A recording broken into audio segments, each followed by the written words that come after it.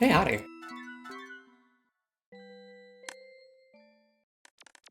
Doing some more Yumatuki. And I checked the dailies, and the dailies actually look pretty nice today. We got Puffy Wilderness, Somber Waterfront, and I'm 90% sure that's Blueberry Farm.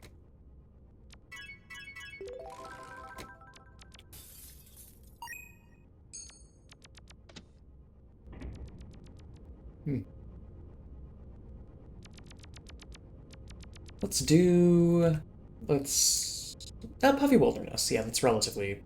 It's a pretty clean route.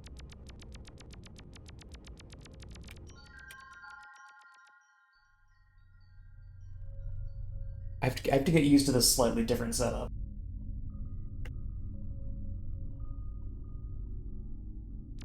But so far, I have no major complaints. Because the main change that I've made that has only has a little bit to do with my current setup is I finally pulled the trigger and I have left Visual Studio Code. Maybe for good, maybe not, but Visual Studio has its issues. The main issue is just that it is owned by Microsoft, so all the issues that usually come with Microsoft stuff also comes up.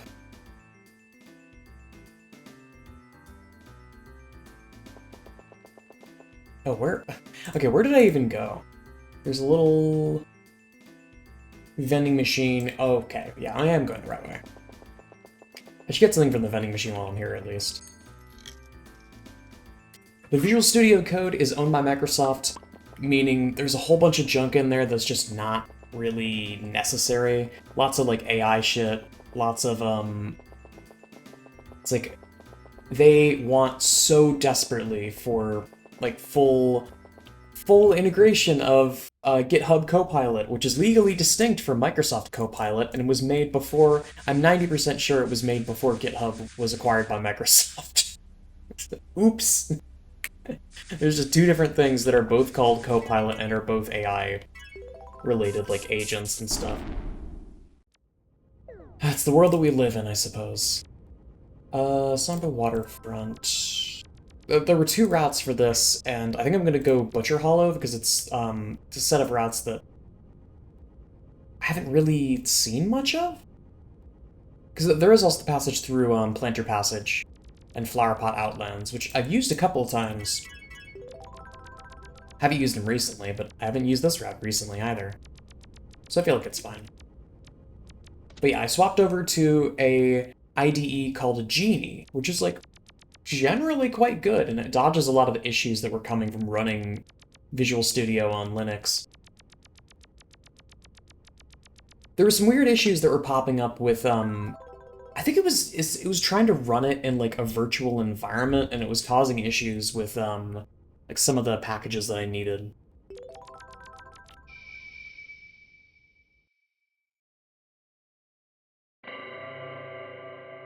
Whoa.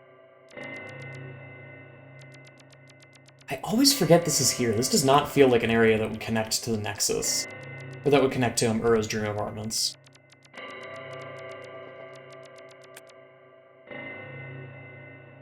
Bacon area.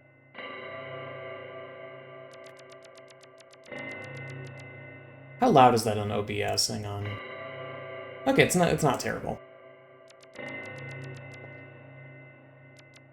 You can hear me talk, that's all I really care about.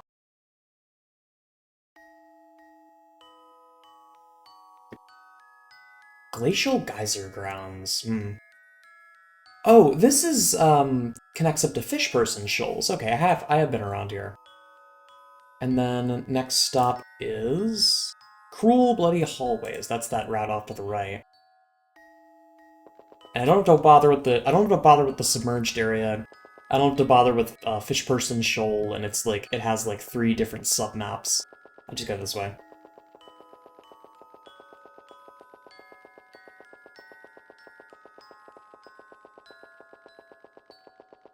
Also, I've been adding some more movies to my watch list. And more movies, more games. It's been interesting. As far as games go, I recently started playing Desktop Dungeons, which is kind of a weird deep cut. So Desktop Dungeons is created, or I don't remember the studio that made it. It is, I don't even know how to describe its vibe. It's very Advanced Dungeons and Dragons. It's people who grew up playing Advanced Dungeons and Dragons and never really let go. So it is aggressively old D&D. And by that I mean it's pretty damn brutal. But honestly, the most interesting parts of the game were things that I didn't even realize when I first started playing it.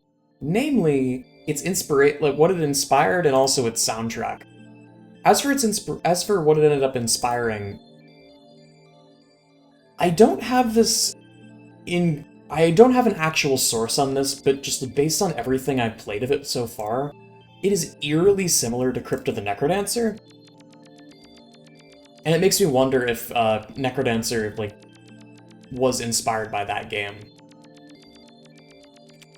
Now, if it was just vibes, it wouldn't necessarily be much to go off of, but there's another... Come on, Somber Waterfront, work with me here.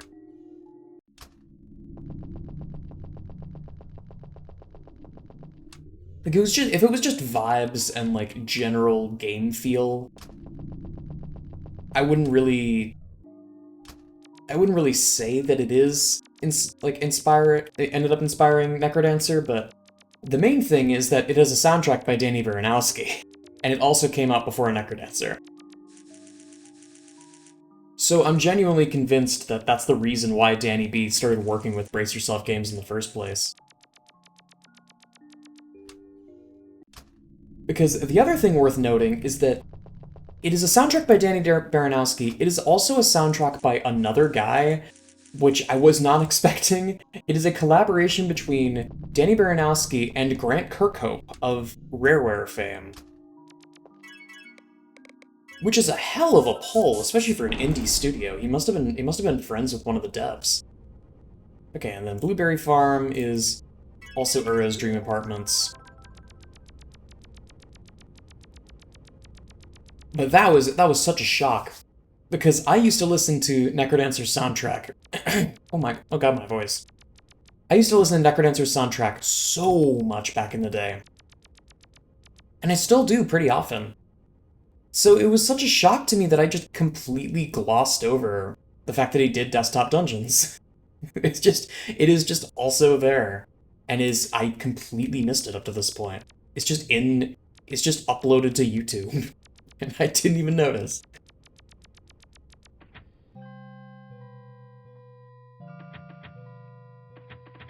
Oh, I went the wrong way. What's in here?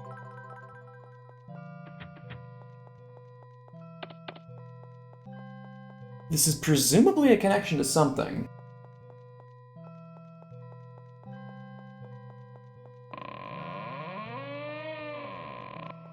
Oh.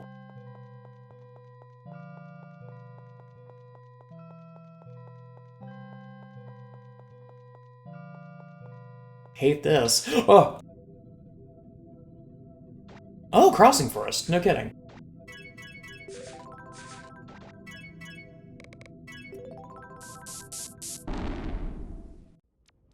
Alright, one more time. But yeah, the fact that it's a soundtrack by Grant Kirkhope is insane, especially because I didn't even notice that it was uploaded to Danny B Style on YouTube until, like, yesterday. So that was a shock to me. But it's been good. It's one of those RPGs that is very clearly designed only for people who play RPGs, if that makes sense.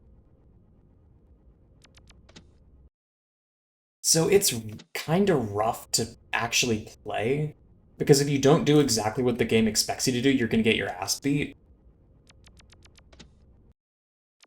But it's been fun. The writing is a little slipshod. Because again, it's very, like, aggressively Dungeons and Dragons writing. Not necessarily a bad thing, but it takes some getting used to. Oh my god, right, there's a QXY. There's new QXY stuff. I don't know if that's just bug fixes or what.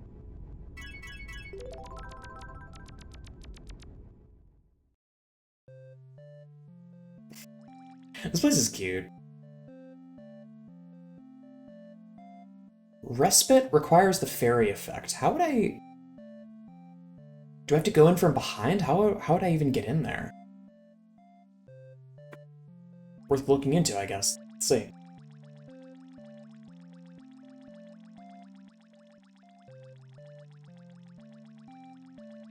Because this is a fully closed circle. Can I use fairy to, like, climb the walls? What's your deal?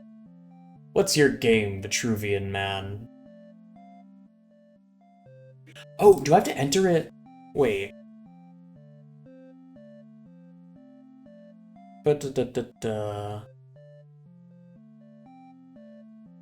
Oh, no, is this just a one-way path? Pretty sure that's a one-way path leading into here. Okay, I see.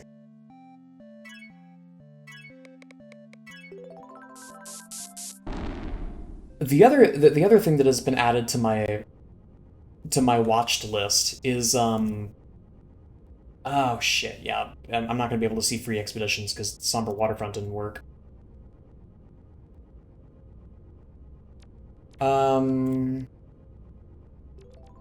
Yeah, let's just go back to Blueberry Farm to get the damn vending machine. I watched Old Boy. The, like, very influential piece of Korean cinema. That movie, messed me up. It's a very grim, very violent movie. I won't give any specifics in case anyone wants to go out and watch it. All I'm gonna say on the matter is that it is very clearly inspired by the Count of Monte Cristo, and they name drop it directly during the movie. What that means for the movie and its story, I'll leave you to find out, but it's a lot. Really, it is really, really good fight choreography. There's this one famous scene from that movie that's a one super long take of a fight in the hallway between, like, the main character and a bunch of like goons. But it's excellent. I really, really enjoyed it. Where to next? Because we still got more than half the runtime.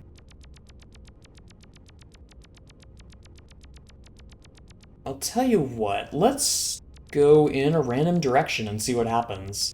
Starting with you.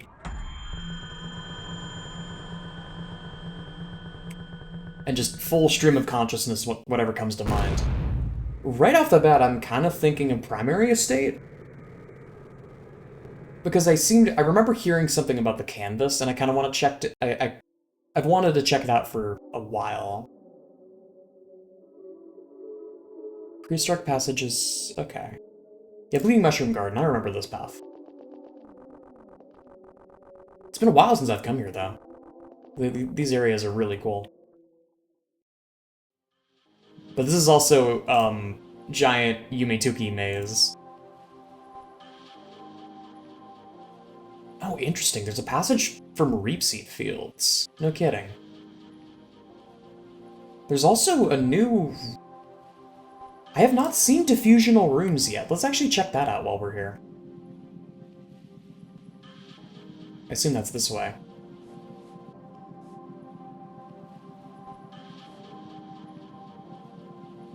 But yeah, Old Boy was very interesting.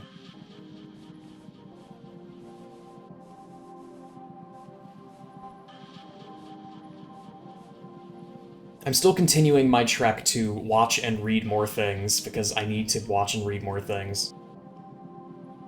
This also means that I've continued reading Homestuck, and I talked with a friend of mine. What did I just find? Ugh. I don't like the way these oscillate.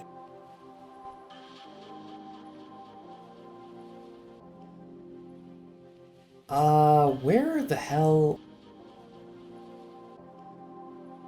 It's a little hard to tell where I even am.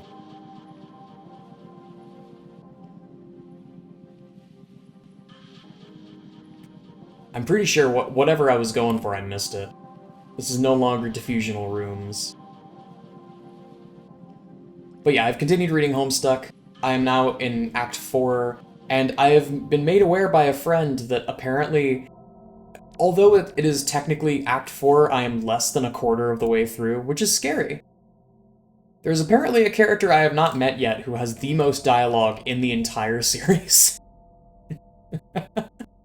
Which is a little mortifying. But we'll see on that.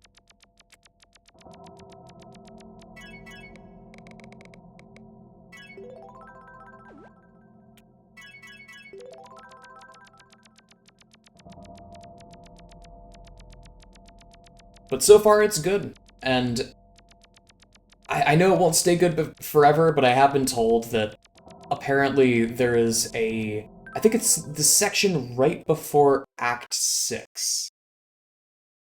Is, I believe it's called Cascade. What did I just find? Oh my god, it's a 3D section. Yes! Oh my god, it's been so long since someone's made one of these. That's so dope. That's so dope. Gamer's room? Gamer's room?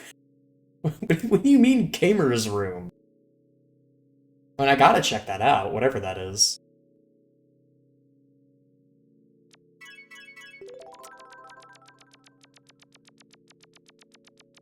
But I've been made aware that Cascade is, like, the best part of the entire series, and it's a 14-minute long, very, very good Flash animation, which, that alone is insane to me. 14 straight minutes of Flash animation at, like, high level of quality. That is my watermark, I think. If I can make it to Cascade and see whatever that is. The other thing I want to at least attempt is, if possible, I want to try and find Megalovania, but I've been told that it is pretty deep in there. So maybe not. This is cool. I like the way this looks. Is there a way I can, like, go talk to the gamer?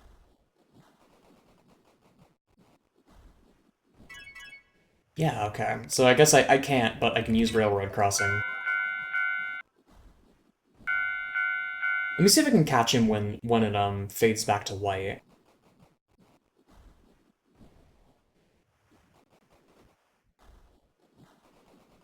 God, I can't even imagine the amount of work that has to go into areas like this.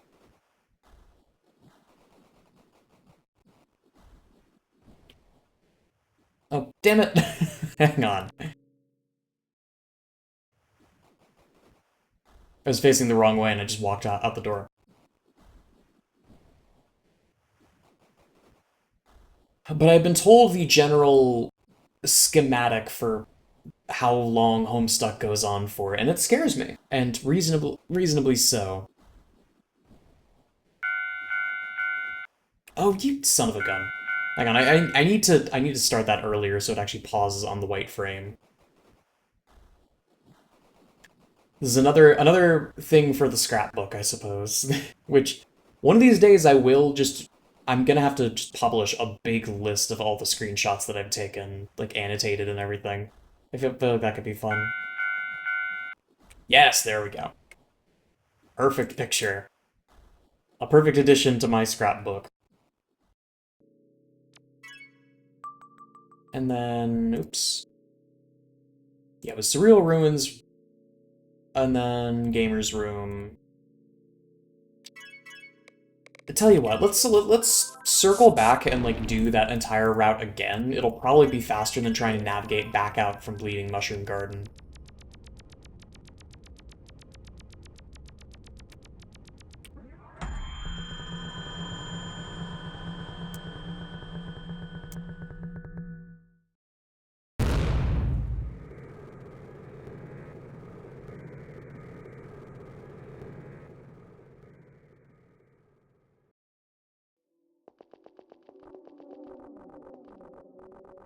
But the major things on my radar is, I mean, obviously I have a ton of games that I need to play.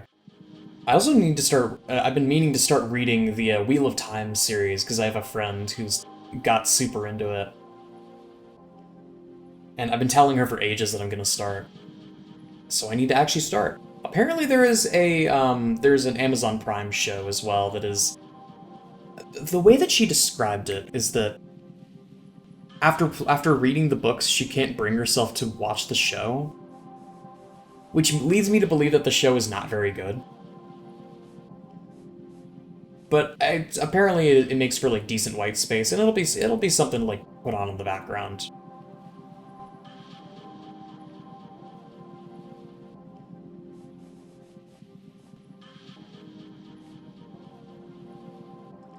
This place scares me. It's been a while since I've been to a maze area that like gets me properly lost. So whenever I'm in this place, I'm anxious. Because God knows I don't have an amazing sense of direction. I am probably gonna get lost. Okay, I think I see where I am.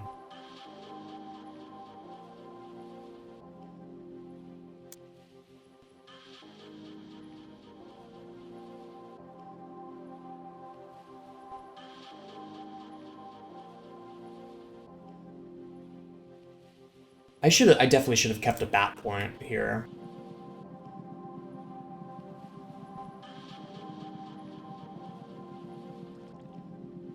But yeah, the Wheel of Time is cool, from what I have seen. Though for what it's worth, I have not seen much. So I'm hoping that changes.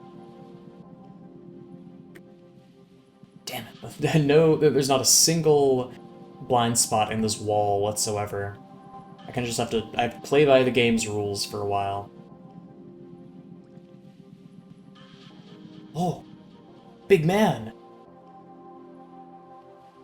Where is Big Man? Oh, it's so... I'm having to play Where's Waldo here.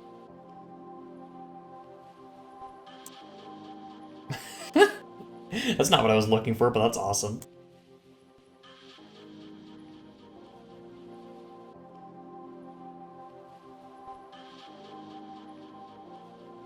I don't see it at all. Weird.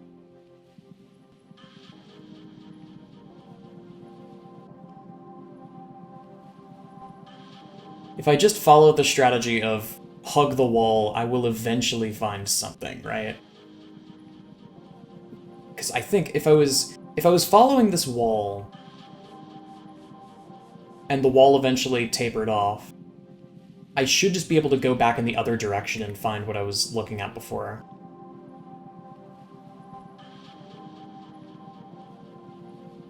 Just might take a moment.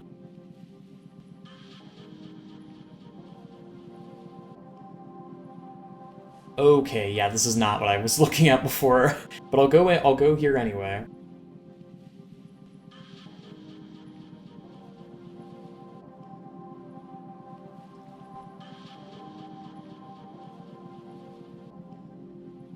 Ooh. See, this is how you do a maze area right, I gotta say. Like, this place is labyrinthine, and it's a little maddening to walk around in here, but at the same time, like, there's cool stuff in here. I'm lost, but I'm not bored.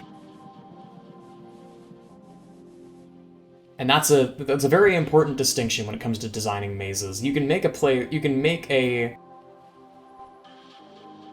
Okay. I think I see where I am. You can make a maze that's interesting, and as long as you make it interesting, you can make it as large as you want, but just never make it boring. Because if you make it boring, then, like, what's the point in, like, spending the time to navigate it, right?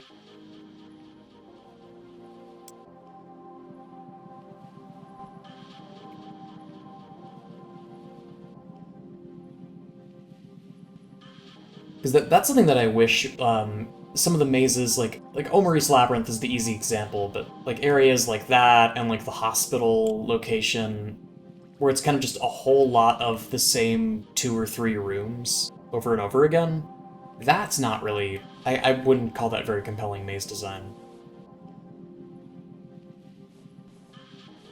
But this is interesting, because it's just one humongous area. Let me reset my position, it'll probably make this easier.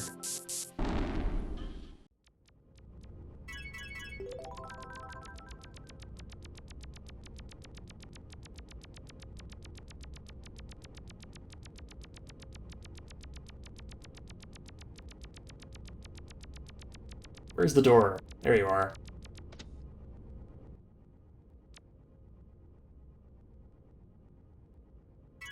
No, I'm not going to the door. I'm so frazzled today, I don't know why. I guess it's because I haven't had lunch yet, and maybe that is messing with my cognitive abilities more than I would like to admit. I also got kept up last night by...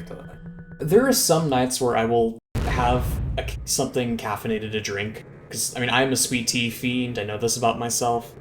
There are some nights where I'll drink tea and I'll be completely fine, and there are some nights where I'll drink tea and then I just will not be able to go back to sleep. Yesterday was, like, the latter example, that I ended up... I, like, tried to go to sleep, and it was sort of working, and then I woke up at, like, 3 a.m. and could not get back to sleep. I was just sitting there like, damn it.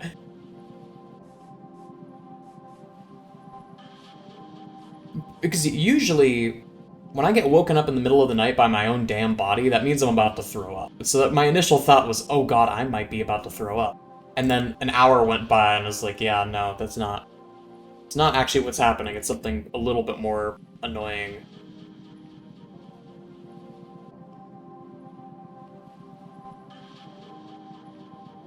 It's just pure insomnia because my body does a bad job of regulating. Or I guess I do a bad job of regulating caffeine. I suppose I can't blame everything on my body there.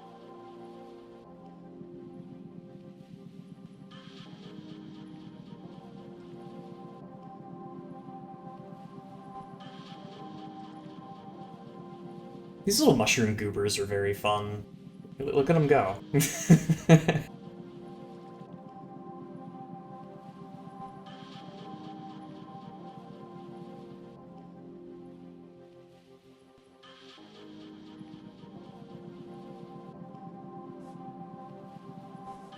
And I'm 90% sure that these, like, the reason why it's Bleeding Mushroom Garden is that there is, like, a specific kind of mushroom that looks like this. I don't remember its species off the dome. But it has, like, blood red growths that kind of look like blood drops.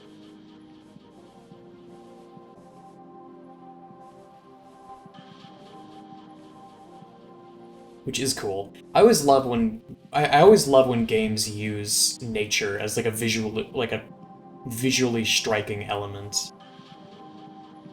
So there are always very cool things you can do with that. My favorite one that I read about recently was for Zen in Half-Life.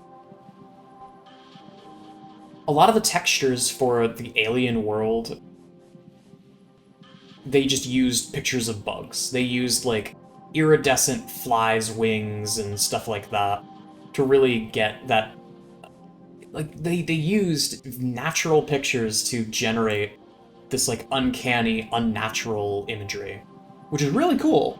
I wish more games did that these days.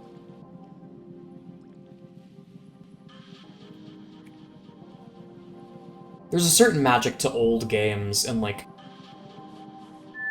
games like Half-Life and Doom, where they were, like, early enough that they kind of just had to wing it with what textures they were using. It's like a lot of Doom's stuff. A lot of, like, Doom's mechanical textures, I believe, are, like, they're from, like, model kits and, like, Nerf guns and shit like that, and it's, like, recolored and rescaled.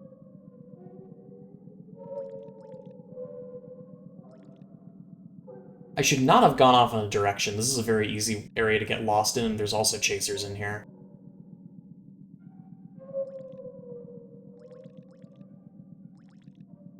But if I can get it in one, it would be really cool. That's awesome!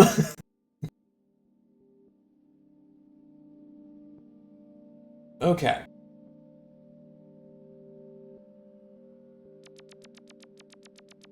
This area is also huge, but this is relatively easy to navigate. I should... Oh, wait. This place. I need to, set a bat point here, because I might have to re-roll for a while to get teal.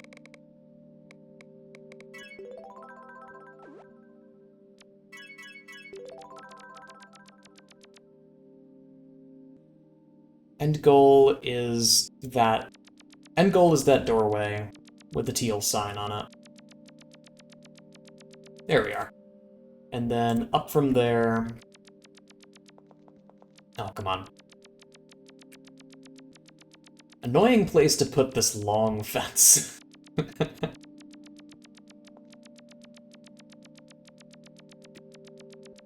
Alright, what you got for me, Coach Z? Red. Sad.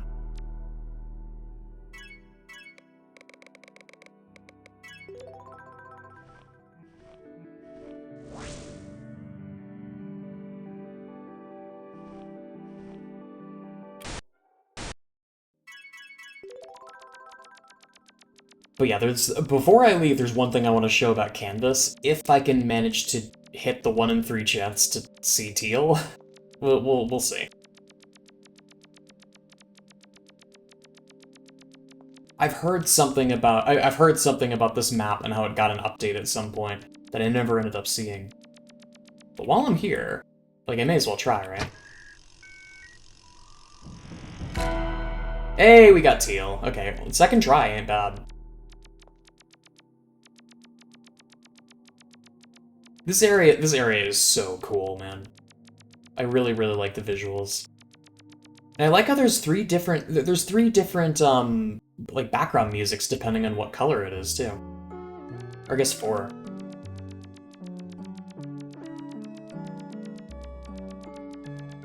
So, Yumituki paint, you know it, you love it.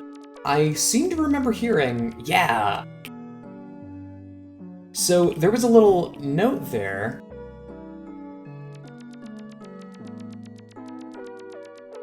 Welcome to the largest map in all of Yumituki.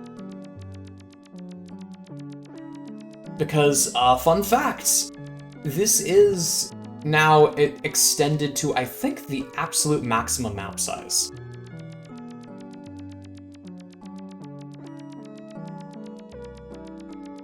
Meaning it is huge, and it is also by far the largest map in terms of file size in all of Tuki, which is hilarious that this of all areas managed to take that record.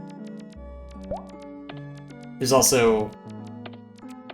Oh! Oh, interesting! I didn't actually know there was an eraser there. Wait, is this... Oh, is this eraser mode?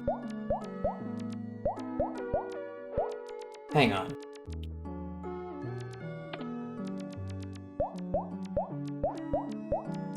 Is this eraser mode, or is this passing between 2 different things? No, it's just eraser mode. Cool. I love that. But yeah, while I'm here, I may as well...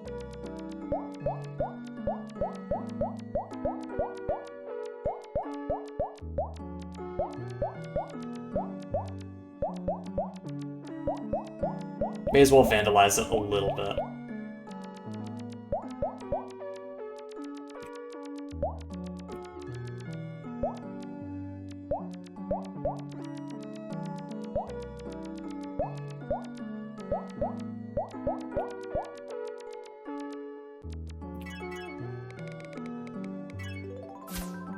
Hell yeah. Alright, I think that's all I got for now. I'm gonna go actually feed my body and go eat food. But that's all I got for now. Thanks so much for watching, y'all.